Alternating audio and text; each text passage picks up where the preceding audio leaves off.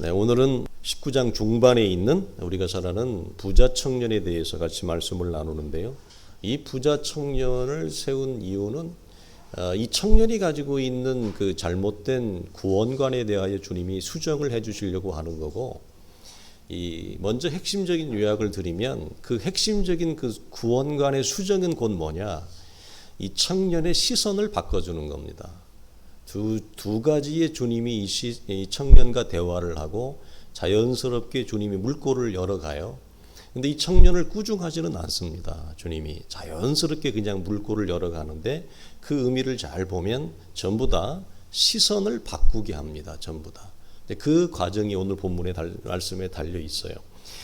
오늘 청년은 이제 젊은 나이라고 하는 것을 우리가 알 수 있는 것은 나이는 소개되지 않지만 본문에 소개되어지는 청년의 헬라어의 단어를 보면 21살에서 28살 정도에 해당하는 나이입니다.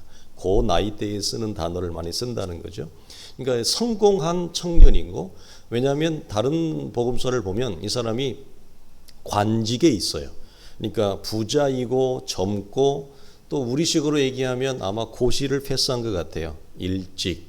그래서 매력적인 조건을 다 갖춘 거예요. 이 사람은 돈 많죠, 고시 패스했죠, 학벌 좋죠, 모든 걸 다 갖췄죠. 모든 이 시대에 어느 시대든지 여자들이 탐낼 만한 인물입니다. 더욱이 이 청년이 참 대견스러운 것은 뭐냐면 그런 조건을 가지고 있음에도 불구하고 세상에 나가서 탐닉하지 않고 일반적으로 얘기하면 대단히 생각이 깊은 청년이에요.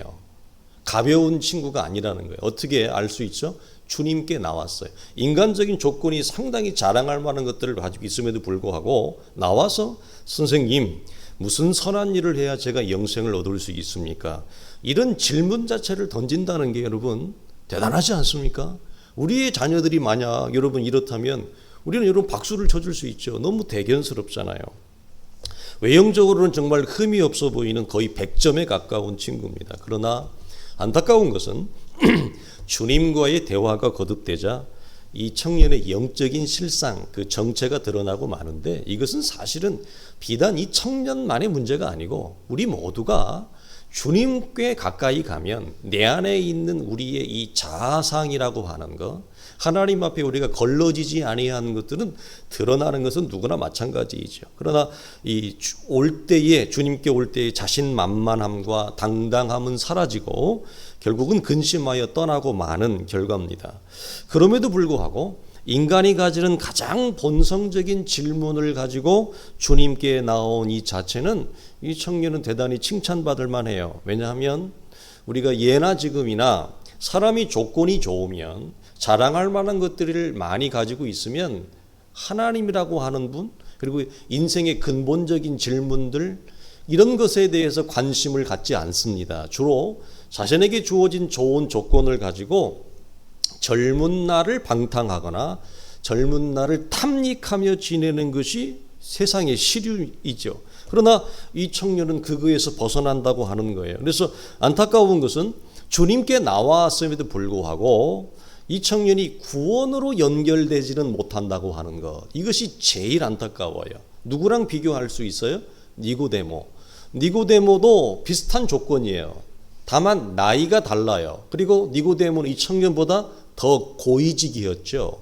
그러나 니고데모는 훗날 변화된 모습을 성경이 뒷부분에서 우리에게 추가적으로 제시를 합니다. 변화된 모습을 보이는데, 그러나 이 청년은 그 뒷부분에 어떤 추가적인 얘기도 제공되어지고 있지 않다는 점, 이것이 참으로 안타까운 것입니다. 그러면 이 부자 청년으로 보여되어진 이 청년의 오해된 기독교 신앙, 구원가는 무엇이냐면 16절과 20절을 보면, 첫째로 내가 선생님 무슨 선한 일을 하여야 영생을 얻을 수 있습니까? 라고 하는 질문과 또 주님께 이렇게 답변을 하죠. 이 모든 것을 내가 지켰습니다. 다른 성경에는 심지어 이렇게 얘기해요. 이런 것들은 내가 어려서부터 지켰습니다. 대단한 청년이에요. 이미 그런 것들이 어릴 때부터 몸에 배어 있다는 겁니다. 아직도 그런데 내가 무엇이 부족합니까? 정말 이 당당함 멋져요. 그러나 우리가 이 청년의 두 가지의 말을 통해서 확인할 수 있는 것은 뭐냐면, 이 청년은 구원을 얻기 위해서는 그에 상당한 대가를 사람이 지불해야 된다라고 하는 강한 생각을 가지고 있어요. 그러니까 이 청년의 생각은 사실은 모든 사람들이 가지는 보편적이고 자연스러운 생각이에요. 그러나 우리가 기억할 것은 성경은 이 구원이 사람의 행위에 있지 아니하고 오직 하나님의 은혜에 근거하고 있음을 성경 전면을 통해서 다 얘기를 해요. 우리가 대표적으로 보면 이런 말씀이 있죠.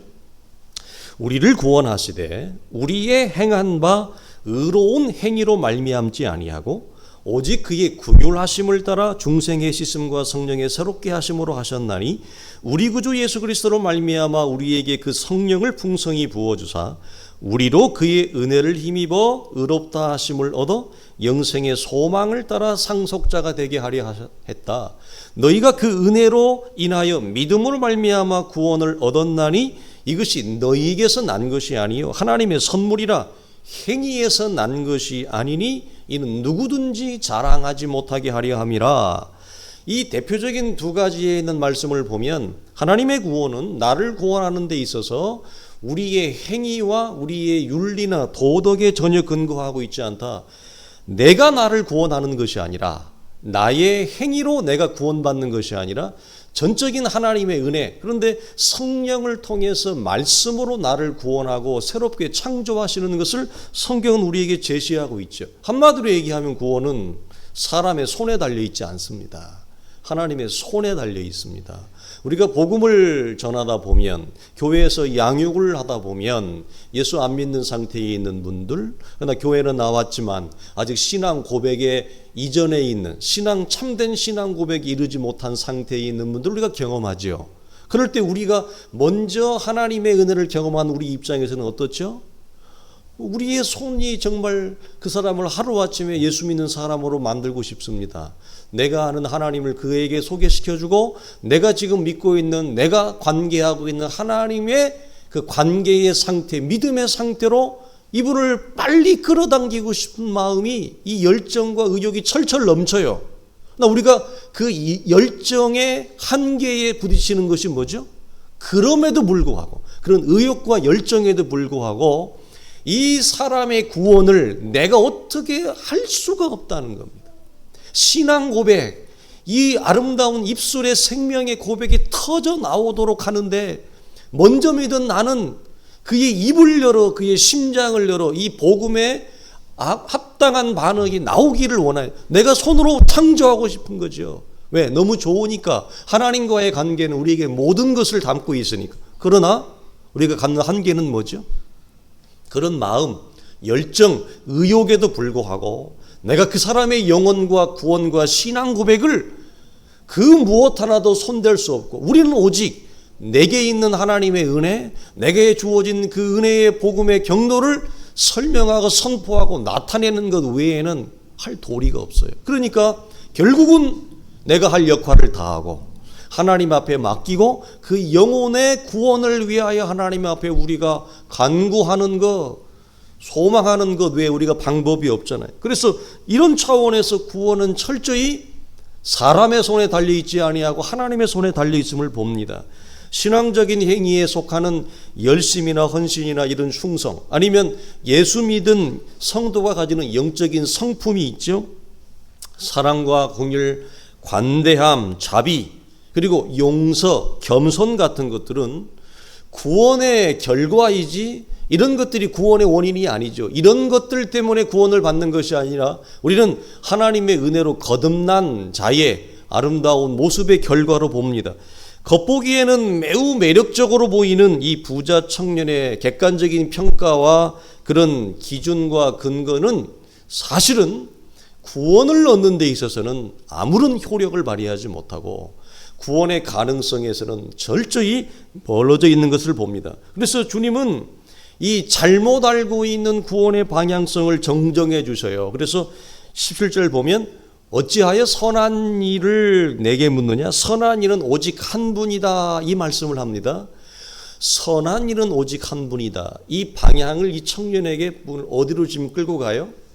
하나님, 선하신 그 한 분에게로 이 청년의 방향과 시선을 주님 이끌어 가요. 이 말씀의 의도는 이런 거죠. 얘야, 너는 지금 방향을 잘못 잡고 있다. 이런 얘기입니다. 구원의 방향은 네 안에, 네 자신 안에 네가 가지는 그 당당함, 네가 가지는 그 자랑할 만한 내 안의 조건과 근거에 너는 두고 있는데, 구원의 근거와 기준과 조건은 내 안에 있지 않다. 오직 선한 분, 한 분, 하나님께 있다. 그분에게 방향성을 맞추라. 이 얘기를 던지는 겁니다. 그러니까 이런 거죠. 사람은 누구나 이런 객관적인 자격과 조건, 이런 것들은 내가 어릴 때부터 다 지켜왔나이다. 이런 내세울 만한 근거와 조건을 가질 때 사람이 갖는 치명적인 실수는 뭐죠? 자신 안에 자기 자신에게 지나치게 집중한다는 것입니다. 너는 내 안에, 네 안에 선이 있다고 믿는다, 이 말입니다. 네 안에 선에 너는 집중하고 있지, 참된 선이신 하나님께 너는 집중하고 있지 않구나. 방향을, 코드를 잘못 잡았다, 이 얘기입니다. 시선을 내 안에 두지 말고 내 안에서 나와서 하나님을 향해서 시선을 두라, 이 얘기를 하는 거죠. 그러니까 이 청년은 이런 거죠. 자기 안에 있는 이 근거와 조건과 기준이 구원을 일으킬 수 있다고 여기는 것입니다. 구원을 자기가 만들어낼 수 있다고 생각을 하는 거죠. 그러나 하나님은 뭐라고 말씀하죠? 하나님이 받으실 만한 선은 사람 안에는 어떠한 객관적인 평가나 기준과 조건도 존재하지 않는다. 그러니까 로마서 3장에 우리 이런 말씀이 있습니다. 기록된 바 의인은 없나니 하나도 없고 깨달는 자도 없고 하나님을 아는 자도 없고 다 치우쳐 한 가지로 무익하고 선을 행하는 자가 없나니 하나도 없다. 이 얘기를 합니다. 이 청년은 모든 사람이 죄를 범하였으며 하나님의 영광에 이르지 못한다라고 하는 자기 안에 어떤 선, 구원에 이를 만한 선, 하나님이 받으실 만한 참된 선이 사람 안에는, 인간 안에는 존재하고 있지 못한다고 하는 사실에서 출발하는 게 아니라 어디에서 출발해요? 자기 안에 있는 선에서 출발해요. 율법의 조항을 자기가 따라 살아왔고 그것에 직접적인 율법을 깨지 않았다라고 하는 이 자기 안에 살아온 율법의 조항을 근거로 해서 이걸 무엇이라고 지금 내세우는 거예요? 하나님 앞에 인정받을 만한 선이라고 내세우는 것입니다. 그러니까 이 모든 것을 지키어 싸운데 내가 아직도 무엇이 부족합니까? 라고 하는 이것은 요즘 말로 하면 근거 없는 자신감이에요. 사실은 자기 자신이 죄인인 것을 인정하고 아는 그 빛이 있었다면 이 청년은 절대로 이런 식으로 여러분 하나님 앞에 얘기하지 못했을 것입니다. 그런데 이 친구는 철저히 자신 안에 있는 그 자신감의 근거를 뭐죠? 자기가 하나님 앞에 행한 것, 나름 행한 거죠. 그것을 근거하고 있다는 거예요. 우리가 잘 아는 대로 사도 바울의 고백과는 완전히 대조적인 건데 사도는 이렇게 얘기하잖아요. 두렵고 떨림으로 구원을 이루라. 누구든지 자랑치 못하게 하리니 자랑할 자는 주 안에서 자랑해야 된다. 사도 바울은 자랑의 근거를 철저히 누구에게 두고 있냐면 예수 그리스도에게 두고 있어요. 그러나 이 청년은 자기가 구원받을 만한 조건과 근거를 누구에게 두고 있습니까? 철저히 자신에게 두고 있어요. 그러니까 자기에게 두고 있는 이 놀라운 이 근거는 사실은 영적인 허풍이죠. 사실은 실상을 제대로 보지 못하는 겁니다. 그래서 이 본문이 주는 첫 번째 메시지는 뭐냐면 사람의 본성은 누구나 자신이 선을 창조할 수 있다고 믿습니다. 이 청년처럼. 그리고 자신이 만든 이 선으로 구원뿐만 아니라 우리 신앙의 영역에서도 하나님께 인정과 보상을 받고 하는 이 강한 본성이 우리 안에 있어요. 대표적으로 우리가 마태복음 7장을 보면 이런 얘기 나오죠. 그날에 많은 사람이 나더러 이르되 주여 주여 우리가 주의 이름으로 선지자 노릇했고 주의 이름으로 귀신도 쫓아냈고 주의 이름으로 많은 권능을 행하지 아니했습니까? 이 청년과 공통점이 뭐죠? 굉장히 당당합니다. 놀라운 자신감을 가지고 있습니다. 그런데 이들이 이런 주님 앞에 이런 놀라운 자신감과 근거에 큰 소리를 치는 그 밑바탕 기준이 뭐죠? 내가 이겁니다. 내가 주의 이름으로 무엇을 해냈다라고 하는 것의 근거를, 이거 뭐죠? 하나님 앞에 이런 인정을 받고 싶어 하는 거. 이건 모든 사람이 갖는 보편적인 상태예요. 또 하나, 오늘 본문 27절에도 보면 이 친구도 우리가 말씀 다 온 이후에 베드로가 이 말씀을 듣고 나서 이렇게 얘기하죠. 베드로가 대답하여 이르되 보소서 우리가 모든 것을 버리고 주를 따라왔는데 그러면 주님 우리에게는 무엇을 주실 수 있습니까? 우리는 무엇을 얻을 수 있습니까? 이 얘기를 이 말씀 끝나자마자 베드로가 바로 던져요. 이건 뭐죠? 보상이죠. 보상이죠. 첫째는 인정입니다. 하나님 앞에 우리가 선을 창조해낸 거, 무엇을 우리가 할 수 있다고 여기는 것을 근거로 해서 인정받고 싶어 하는 거. 또 하나는 뭐죠? 우리가 주를 위해서 모든 것을 버리고 따라왔. 이것도 뭐죠? 내가 이거죠. 내가 다 버리고 가족도 버리고 그물도 버리고 내게 있는 조건 다 버리고 따라왔는데 이건 인정을 전제하는 거죠. 그러니까 어떻게 이런 나를 하나님 인정하지 아니할 수 있습니까? 이런 얘기죠. 극단적으로 얘기하면 다 버리고 주를 따라왔는데 어떻게 나를 인정하지 아니할 수 있습니까? 인정을 기초로 해서 뭐예요? 그러면 하나님 나에게 주실 수 있는 게 뭡니까?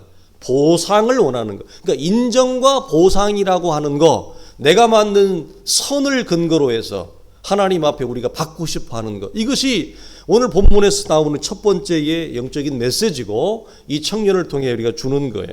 자, 또 하나는 주님이 이제는 두 번째의 방향 전환을 이 청년에게 자연스럽게 유도를 하는데, 안타까운 것은 이 청년이 우리가 복음서를 보면 다 그렇지만 뭐 저희도 마찬가지입니다만 주님과의 대화에서 주님의 말씀의 의중과 의도를 바로 캐치하는 사람은 몇 사람 없어요.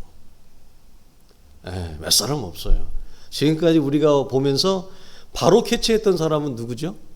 제 기억에 딱 둘인데 누구죠? 백부장, 이방 출신 백부장, 그리고 수로보니게 여인. 두 사람 외에는 주님과 대화를 말을 주고받으면서 주님의 의도를 알아듣고 주님의 의중을 알아듣고 주님이 원하는 답을 자기가 답한 사람은 두 사람밖에 없어요. 나머지는 전혀 못 알아들어요. 못 알아듣는다는 말이 무슨 말이죠? 계속 자기 얘기를 해요. 자기가 하고 싶은 얘기를 계속해요. 그 말은 뭐죠? 내가 하나님 앞에 원하는 거, 내가 하나님 앞에 요구하는 거, 내 입장에서 내가 필요한 거, 그래서 전부 내 입장과 조건에서 내 필요, 내가 원했던 것, 기대했던 것들을 주님이 나에게 말하는 것에 합당한 반응으로 풀어내는 게 아니라, 주님은 얘기하는데 나는 주님의 말을 듣지만 주님의 말에 합당한 반응으로서의 대화를 푸는 것이 아니라 계속 내 입장에서 내가 필요한 것만 계속 얘기해요. 쌍방이 아니고 일방이 돼요. 그런데 백부장하고 수로보니게 여인만 본문을 자세히 보면 백부장이 하는 말이 주님이 원했던 답변을 풀어내요. 수로보니게 여인이 주님이 원했던 답을 풀어내요. 두 사람의 공통점이 뭐라고요? 이스라엘 중에 이만한 믿음을 본 적이 없다. 이거예요. 그러니까 이 청년도 뭐냐면 그 절벽에 딱 부딪혀요. 어떤 절벽? 주님이 말씀하는데 말씀의 의중을 전혀 못 알아듣고 계속 자기 입장에서 자기가 원하는 거, 자기가 기대했던 거, 바랬던 거, 그리고 내가 지금까지 나를 중심으로 내가 해왔던 거, 그걸 기초로 해서 계속 자신의 삶을 피력하는데 온갖 대화의 에너지를 다 쓰고 있어요. 그러니까 주님의 의중이 들릴까요? 안 들릴까요? 안 들리죠. 주님의 말씀이 열어질까요? 안 열리죠. 왜? 내 세계에 갇혀 있고 내가 하고 싶은 내 소리에 갇혀 있는 내 소리만 하니까 주의 소리가 안 들리는 안타까움을 보게 되어집니다.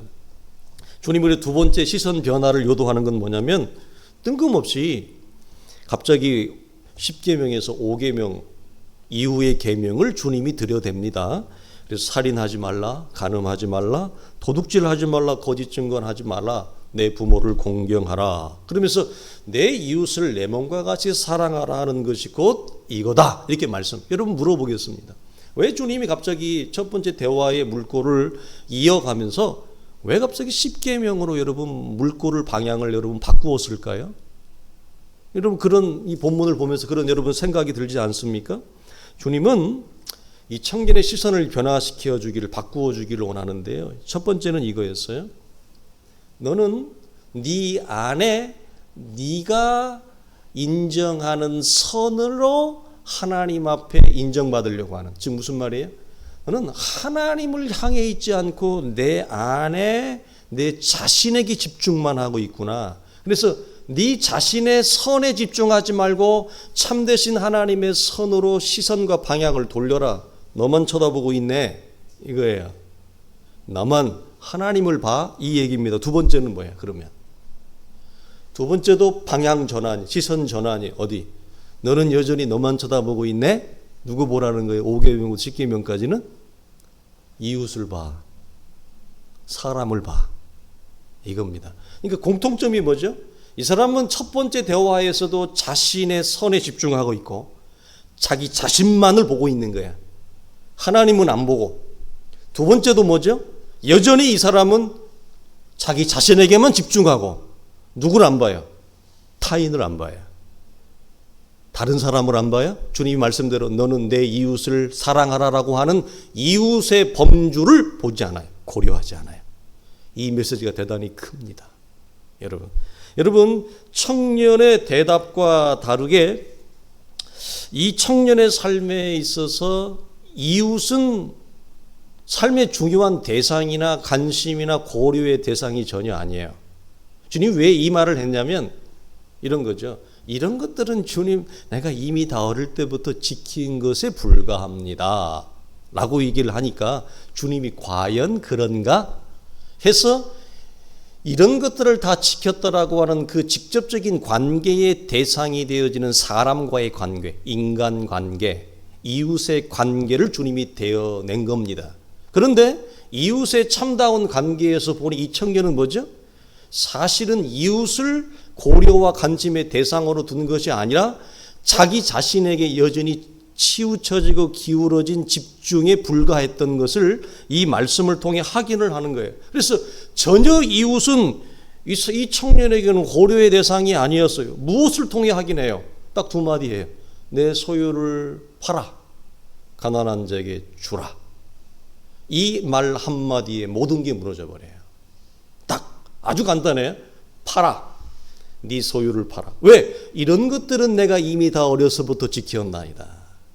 내가 이 이상 무엇을 더 해야 됩니까? 자, 이 청년의 말에 의하면 주님의 말씀처럼 이웃 사랑은 이 청년 안에 이미 이웃의 관계의 대상은 이웃을 중요시하는 자기의 삶의 중심에 이웃이 들어와 있고 다른 사람이 자기의 삶의 중심부에 들어와 있는 율법에 완성된 이 정신의 열매가 이 청년에게는 사실은 전혀 없었어요.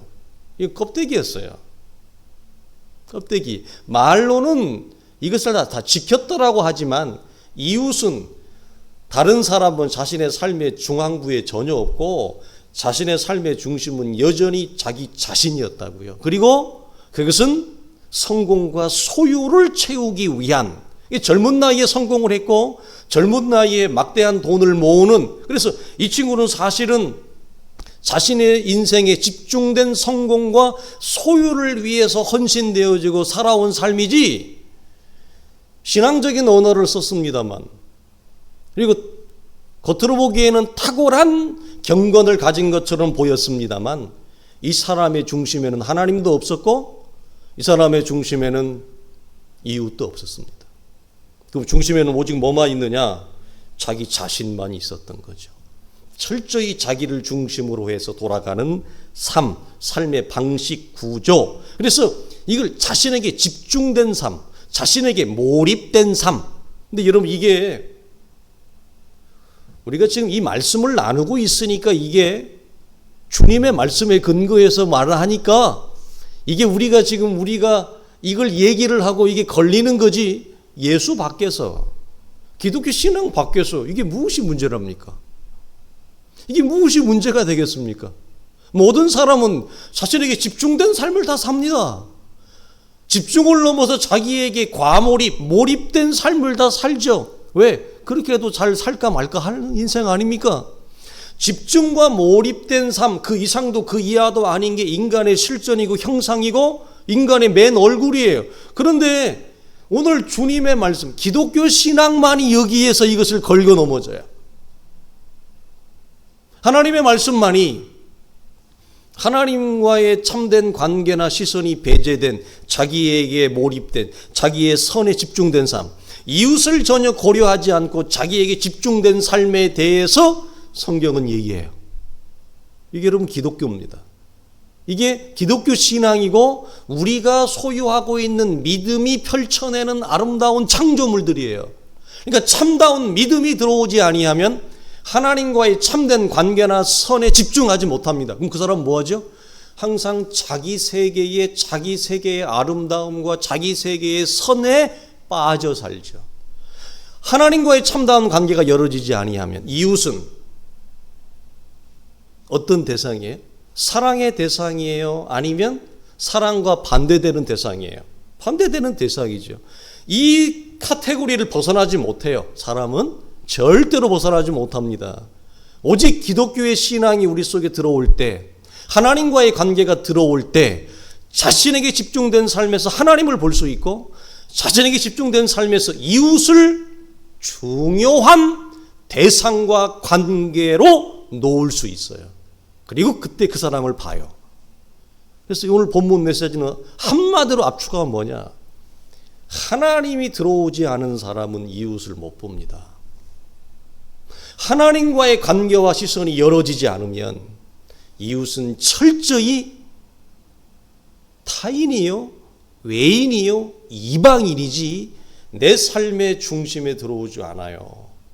그러니 이웃 사랑이 어떻게 여러분 나겠습니까? 여러분, 이웃을 사랑하려면 내 안에서 이렇게 사랑이 흘러서 넘쳐서 저 사람에게 가는 거잖아요. 물이. 저 사람이 나한테 오는 게 아니라고요. 내 안이 사랑의 이 연못이, 사람의 샘이 터져야 다른 사람을 보죠. 그게 안 보인다고. 이 청년이 딱 거기에 가장 중요한 기독교의 중심에서 주님과의 관계에서 주님이 보이는 겁니다. 그러니까 이웃도 하나님도 하나님의 나라도 들어오지 않는 자기에게만 집중되어지고 몰입된 삶을 살아갈 수밖에 없다. 그게 인간의 현 주소다. 그러나 그것이 안타까운 것은 뭐냐? 교회밖에 문제가 아니라 교회 안에 우리도 동일한 시름과 아픔을 겪을 수 있다. 그래서 물론 이 상태에서도 얼마든지 겉으로는 이 청년처럼 보이는 경건을 가질 수 있습니다. 겉으로 보이는 경건. 그리고 이 청년이 사용하는 언어를 보십시오. 얼마나 신앙적인 언어입니까? 자, 신앙적인 언어를 사용할 수도 있습니다. 외형적으로 신앙생활 잘하는 것처럼 보일 수도 있습니다. 그러나 실상은 주님과 대화가 이어가다 보니까 이 청년이 가지고 있는 경건은 사실은 참된 경건이 아니고 위장되어지거나 치장되어진 경건에 불과했고, 이 청년이 사용하는 언어는 신앙적인 언어를 가지고 있었으나 이것은 간신히 형태만 갖춘 신용에 불과한 공허한 소리였어요. 신앙적인 언어를 쓰지만 신앙적인 언어가 신용에 불과한 거죠. 경건을 얘기하지만 경건이 신용에 불과한 거예요. 그것을 어떻게 확인할 수 있느냐? 내 삶에 이웃이 들어오지 않으면 그런 거예요. 그게 정확해요. 내 삶에 하나님과 하나님의 나라가 고려되지 않는 신앙생활, 내 삶의 이웃이 전혀 고려되지 않는 신앙생활, 얼마든지 가능합니다. 겉으로 보기에 경건을 가지고 괜찮은 신앙생활 하는 것처럼 보이고, 입을 열면 기독교적인 용어와 신앙적인 어휘들을 막 나열하고 사용하니까 굉장히 신사적인 것 같고 매너 있고 경건한 그런 모습일 수 있으나 여전히 내 삶에 하나님과 하나님의 나라가 비치어지지 않는다. 그게 전혀 고려되지 않는 신앙생활을 한다. 이웃이 전혀 내 삶의 중심부에 들어오지 않는다.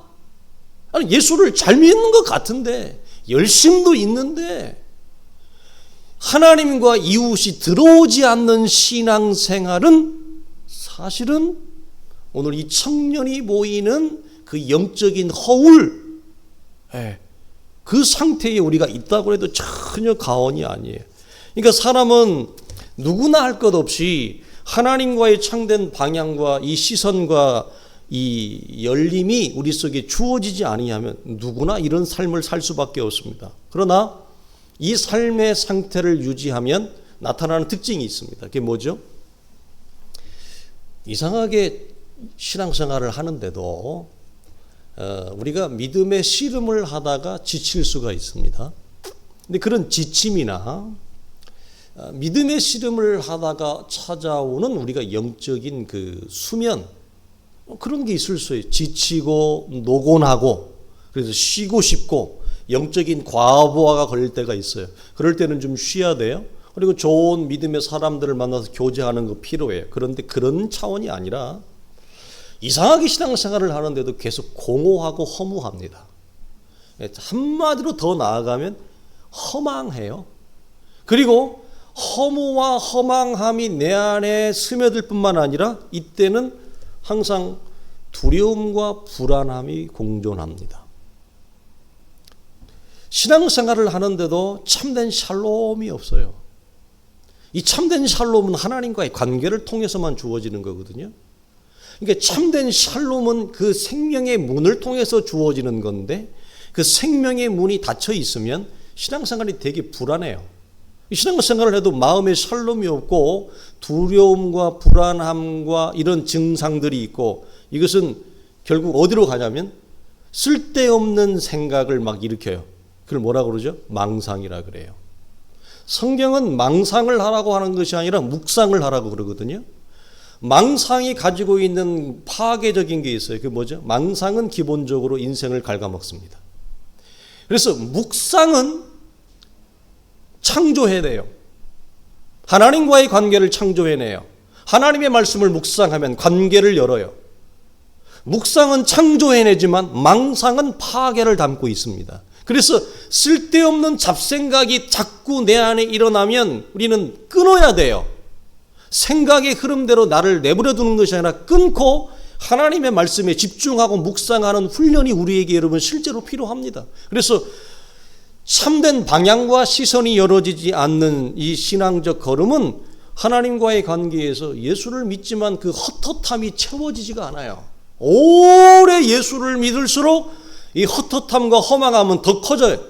속이 꽉 차여 있는 알맹이처럼 든든하고 견고해서 흔들리지 않을 것 같은 이런 마음의 단단함이 아니라 허무하고 허망하고, 허무와 허망함은 반드시 두려움과 여러분 불안함을 가져오고 그러면 자꾸 망상을 하게 되어진다는 거예요. 자유와 인생의 개성을 말하지만 사실은 자기 망상에 갇힌 세계로 사는 거예요. 이런 어려움을 우리가 여기서 봅니다.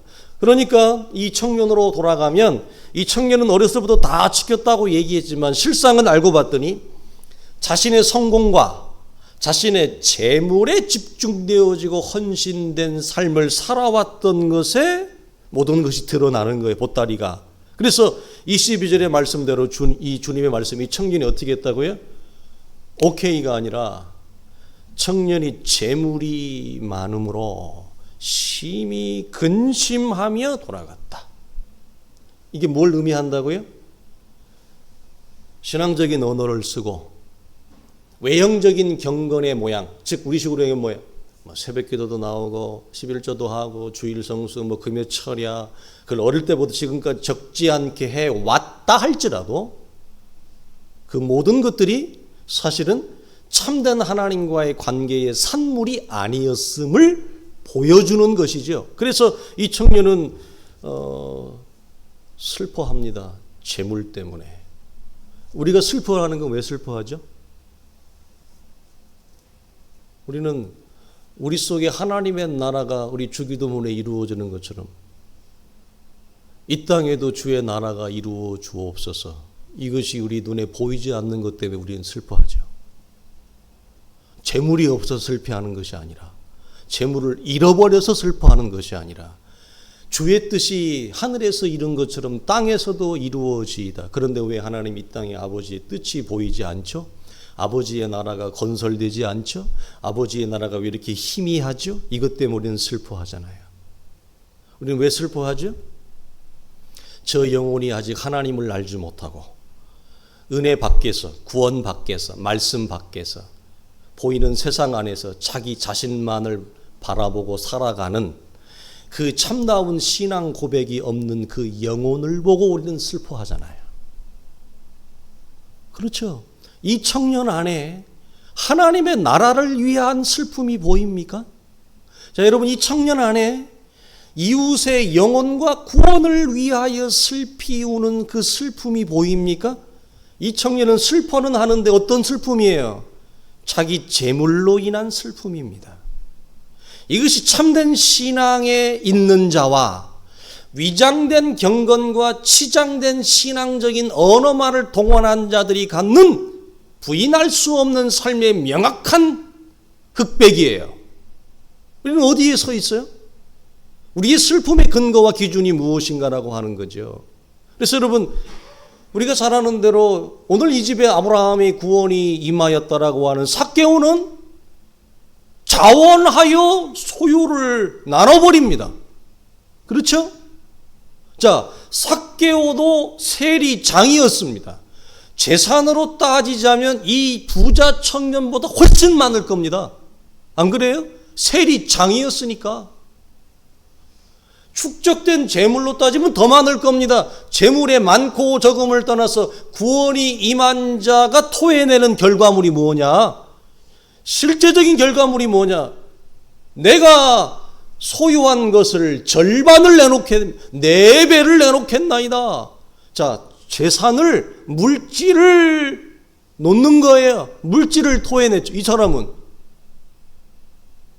시작은 아름답게 보였지만 재물 때문에 근심하며 떠나가 주님과 연결되어지 못하는 안타까움을 봅니다. 그러니까 율법의 완성까지는 가지 않더라도 참된 율법의 방향성 안에서라도 있어야 되는데, 사실은 율법의 완성은 고사하고 율법의 방향성조차도 서 있지 못했던 거예요. 왜? 율법의 방향성이라고 하는 건 뭐예요? 하나님께로, 이웃에게로 연결하는 몽학 선생이잖아요. 그렇죠? 우리가 나눈 바 율법이 갖는 가장 큰, 여러분, 그 클라이맥스, 그의 율법의 목적이 뭡니까? 방향을 나에게서 하나님에게로, 나에게서 이웃에게로 방향을 전환한, 그래서 하나님과 이웃을 사랑하는 그 사랑의 정점, 클라이맥스, 이것이 율법의 몽학 선생의 역할이잖아요. 그럼 이 청년은 자, 경건도 가지고 있고 신앙적인 언어도 가지고 있고 주님께 나와서 자신만만하게 얘기할 만한 그런 것은 가지고 있음에도 불구하고 사실은 율법의 방향성조차도 타고 있지 못하는 상태. 이걸 얼마든지 이것이 교회 안에도 존재할 수 있다라고 하는 거죠. 그래서 우리가 하나님께 속한 건강한 신앙생활을 하고 있는 것을 어떻게 알 수 있느냐 이 말이죠. 마지막으로 이 세상에 속한 것들이 우리에게 자랑도 아니고 우리에게 의로움도 아니고 그것이 우리에게 삶의 밑바탕, 근거, 기쁨은 더더욱 아닌 거죠. 이 청년이 내세우는 자랑할 만한 것들이 우리에게는 하나님 앞에 이런 것들이 우리가 인정받고 싶거나 하나님 앞에 보상을 받고 싶다고 해서 내내울 수 있는, 하나님 앞에 이렇게 내밀 수 있는 어떠한 근거나 조건이 되어질 수 없다라고 하는 거예요. 자랑할 자는 오직 주 안에서 자랑할지니라 라고 하는 그 상태로 우리는 돌아가게 되어집니다. 마지막으로 우리가 빌립보서 3장에 있는 말씀인데요, 나같이 한번 고백하고 마치겠습니다. 시작. 그러나 무엇이든지 내게 유익하던 것을 내가 그리스도를 위하여 다 해로 여길 뿐더러 또한 모든 것을 해로 여김은 내 주 그리스도 예수를 아는 지식이 가장 고상하기 때문이라. 내가 그를 위하여 모든 것을 잃어버리고 배설물로 여김은 그리스도를 얻고 그 안에서 발견되려 함이니 내가 가진 은은 율법에서 난 것이 아니요 오직 그리스도를 믿음으로 말미암는 것이니 곧 믿음으로 하나님께로부터 난 의라. 아멘. 기도하겠습니다.